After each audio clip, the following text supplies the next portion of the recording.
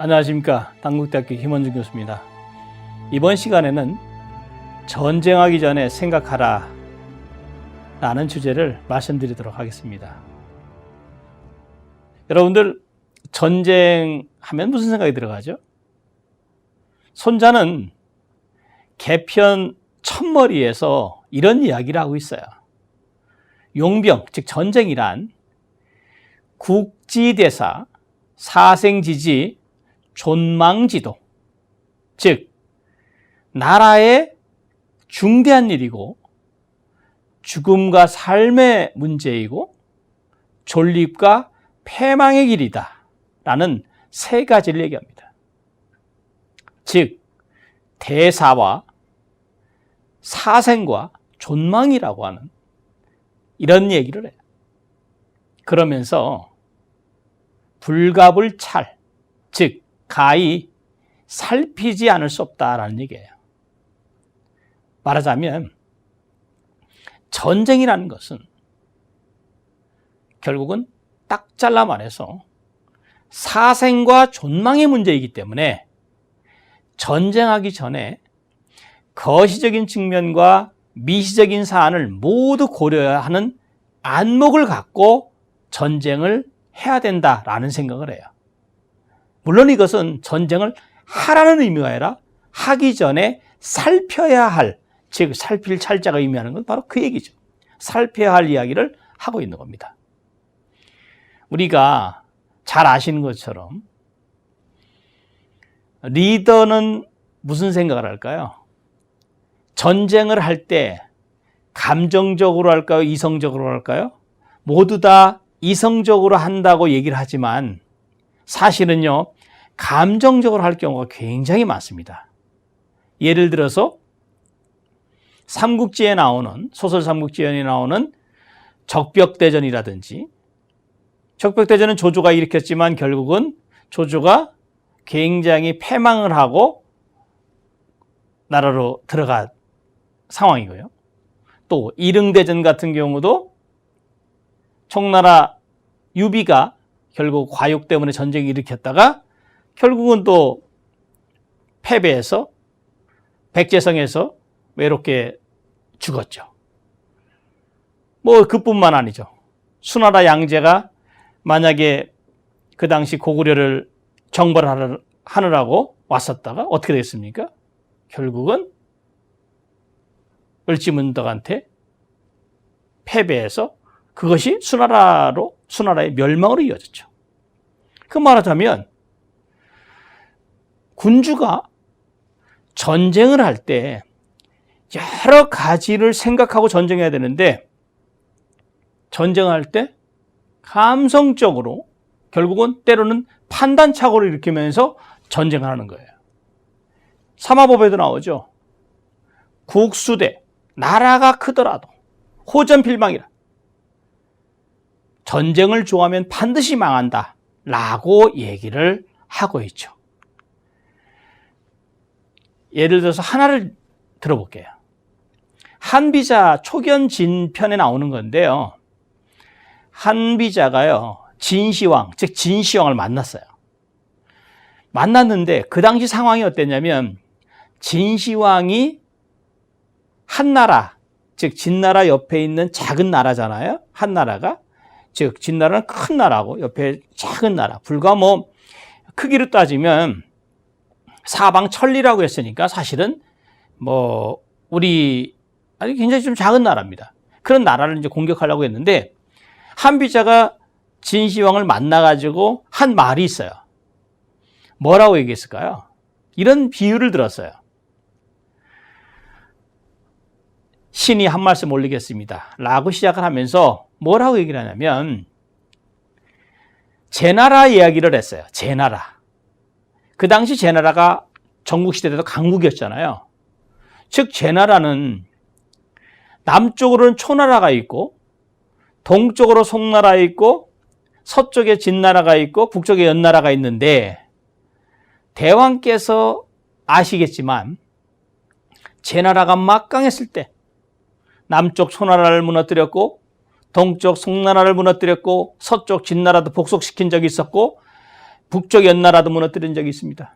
그러면서 심지어 중앙에 있는 한나라, 즉 한나라도 통제했고 위나라 통제했으니까 다 손아귀 안에 있었던 적이 있지 않습니까? 그런데 그 강력한 제나라가, 긴 성벽과 거대한 제방을 갖춘 제나라가 5나라, 6나라를 다 한 번씩 복속히 이겼지만 결국은 한 번의 전투에서 이기지 못해서 멸망했습니다. 그렇다면 전쟁이란 만대의 수레를 낼 수 있는 나라를 존재하거나 망하게 하는 바로 그것입니다 하면서 전쟁이란 존망의 지도, 전망지도라는 얘기를 바로 합니다. 한비자가 얘기한 건 뭘까요? 즉 조국 한 나라가 비록 약한 나라지만 진나라, 즉 대왕께서 작다고 해서 전쟁을 자꾸만 일으키다 보면 잘못하면 문제가 될 수 있으니까 오히려 대왕의 진나라를 위해서 전쟁하는 것을 한번 고려해 보십시오라고 하는 거죠. 진시황은 한비자의 이 말을 듣고 결국은 전쟁을 공격을 하지는 않았습니다. 이런 이야기가 나와 있죠. 그렇다면 손자가 왜 전쟁을 할 때 반드시 살피라고 얘기했을까요? 그래서 그 얘기를 들어요.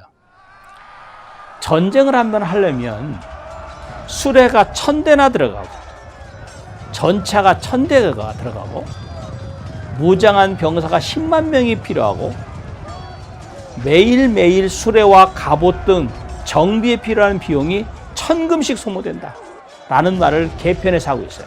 즉 구체적인 숫자를 제시하면서 수많은 병력을 동원해서 적국 깊숙이 들어가서 후방과 떨어지면 어떻게 되죠?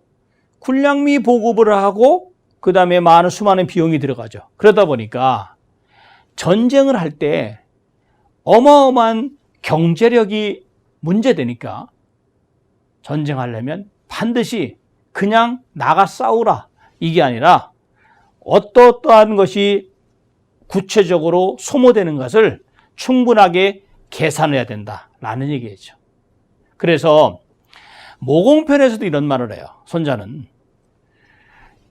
10배면 즉 상대보다 즉 적보다 아군의 숫자가 10배면은 포위를 하고 5배면 공격하고 2배면 적을 분산시키고 대적할 만하면 대적하고 적으면 즉 상대편보다 적으면 도망쳐라 라는 말을 모공편에서 얘기합니다.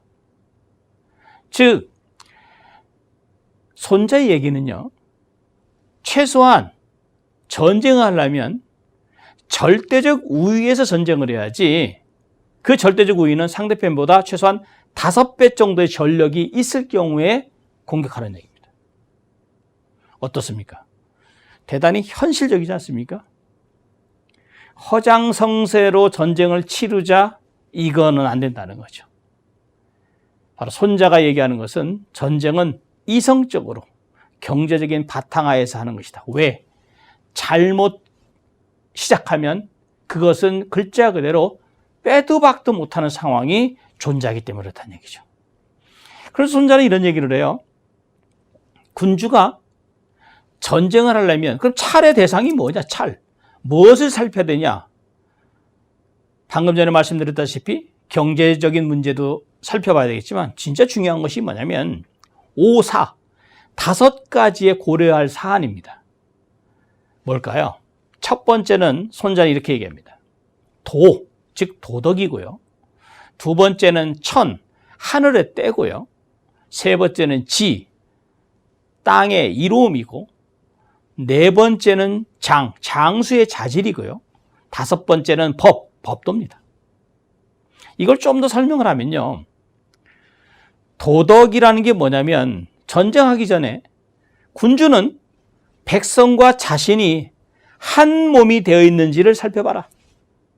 두 번째, 천시는 뭐냐?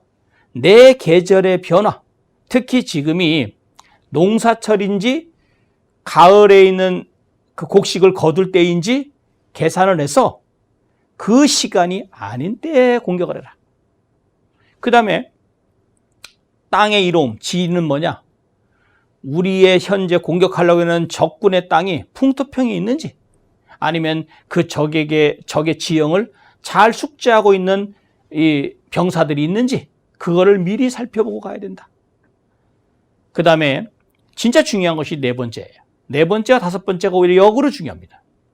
장수의 자질, 즉 우리 아군의 장수가 적군의 장수보다 지혜로운지, 또 병사들의 믿음을 얻었는지, 그 다음에 용기, 이것은 그냥 용맹함만이 아닙니다. 용기와 덕성과 지성을 같이 겸했는지라고 생각해야 되고요. 또 하나는 우리의 군대의 법도가 상대편보다, 적군보다 엄격하게 집행되고 있는지, 이 다섯 가지를 살펴라. 이것이 오사입니다. 지금 우리가 생각해도요, 전쟁 전에 고려해 봐야 할 이 사안이 얼마나 중요한지를 알려주고 있죠. 여기서 7개라는 얘기를 또 하고 있어요. 오사와 7개. 오사보다 조금 더 이제 확장된 개념인데요. 사실 중복되는 것도 있어요. 거기서 5가지 중에서 한 2가지 정도가 더 보완이 되는데요. 그 중에서 4번째까지는 똑같아요. 근데 5번째가 뭐냐면 병력을 얘기하고 있어요. 병력이 누가 더 강하냐? 아군이 더 강하냐? 적군이 더 강하냐? 그 다음에 병사들이 훈련도, 어떤 저쪽이 더 훈련이 잘 돼 있는가? 우리 쪽이 훈련이 잘 돼 있는가? 그 다음에 법도와 이건 비슷한 건데요. 상벌권, 상벌에 대해서 상 주고 벌 주는 것이 누가 더 분명한가? 즉, 이 오사와 7개가 아군 쪽에 유리하면 그래도 전쟁을 할 만하지만, 이 오사와 7개를 비교 분석해서 적군 쪽이 훨씬 더 강하면 전쟁을 해서는 안 된다는 얘기예요. 그래서 군주는 전쟁하기 전에 이 오사와 7개가 있는가를 분명히 살펴서, 마치 저 신호등처럼요. 우리가 신호등을 갈 때 어떡합니까? 빨간불이 켜지면 멈추죠. 그 다음에 황색불이 켜지면 어떻게 되죠? 살펴봐야 되죠. 그 다음에 그러고 나서 자신 있을 때, 녹색등이 켜졌을 때 그때 건너가야 되죠. 그런 자세가 필요하다 이거죠. 이 손자의 그 말처럼요, 여러분들 잘 아시는 그 삼국지에 나오는 조조 아시죠? 조조. 이 조조가 뭐 북방에 이제 원소도 이제 공격해서 북방 지역을 다 장악을 했고요. 물론 남방에 오나라 손권이 있었고, 또 서쪽 지역에, 서남 쪽에 그 청나라에 유비가 있었지만, 어쨌든 그 당시 거의 중국을 절반 가까이 장악한 것이 조조 아닙니까? 근데 조조가 항상 군주로서 명성을 떨친 것만 아니에요. 조조가 손자병법의 주석을 달아서 우리가 오늘날 읽고 있는 손자병법의 첫 번째 주석서, 그것이 조조가 주석을 낸다는 건 유명한 얘기입니다. 근데 그만큼 병법이 강했습니다. 근데 조조가 가장 중점을 뒀던 게 뭐냐? 전쟁하기 전에 바로 백성들이 안정돼야 된다. 현실적으로 의식주가 해결돼야 된다. 현실적인 삶을 해결하지 않으면 전쟁을 실패할 수가 없다. 왜? 아까 말씀드렸다시피 전쟁은 경제력의 싸움이기 때문에. 그러면서 조조가 내세웠던 게 뭐냐면 2가지를 얘기했어요. 그 당시 그 밑에 있는 최측근들이 조지라든지 한호라든지 임준, 이런 사람들이 건의를 받아들여서 둔전제, 말하자면 오늘날의 향토 예비군 같은 제도죠. 적군이 공격했을 때 농사 짓는 때를 놓치지 않기 위해서 그냥 자기가 지키고 있는 지역에서 적군이 오면 싸우고, 적군이 물러나면 그 자리에서 농사를 또 짓는 거예요. 이게 바로 둔전제입니다. 즉 전쟁도 하지만 평상시에 농사를 짓고, 그러니까 어떻게 되겠어요? 민심이 이반하지 않죠. 그 다음에 또 하나는 세금 감면책을 추진했습니다. 왜? 백성들이 기본적으로 생계가 문제가 없어야만 전쟁이 일어났을 때 혹시 변방으로 백성들을 동원했을 때 문제가 덜할 수 있기 때문에 이런 생각을 했던 거죠. 결국은 우리가 이런 생각을 하게 됩니다. 손자가 왜 전쟁이란, 용병이라는 사생지지와 존망지도라는 말을 했을까요? 결국은 그만큼 전쟁하기 전에 신중을 거듭하라는 얘기죠. 그래서 우리가 손자 병법을 꼭 병법서, 즉 전쟁을 하라는 마치 그 호전서처럼 전쟁을 좋아하는 책으로 하지만 사실은 분명하게 얘기해서 손자는 신전, 즉 전쟁을 삼가할 신자 싸움 전자, 전쟁을 삼가하는, 즉 가능하면 전쟁하는 것을 반대했던, 말하자면 전쟁하기 전에 신중에 신중을 거듭했던 사람이 바로 손자였습니다. 우리가 이런 거를 염두에 두고 여러분들도 한번, 여기서 물론 전쟁이지만 우리가 사회에서 적응할 수 있는 게 굉장히 많잖아요. 회사에서도 마치 예를 들어서 마음에 안 들어서 내가 이까짓 거 이 회사 내가 왜 다녀 하면서 또 내가 이 학교도 왜 다녀 라는 식으로 해서 때로는 사표를 던진다든지 또는 휴학이라든지 자퇴라든지 이런 걸 하려고 할 때 한 번쯤 이것이 나에게 미치는 후폭풍이 얼마나 되는지 이런 것을 미리 한번 생각해보고 감정을 싹 배제하고 이성적으로 했을 때 바로 그것이야말로 올바른 판단이 아닐까 생각합니다.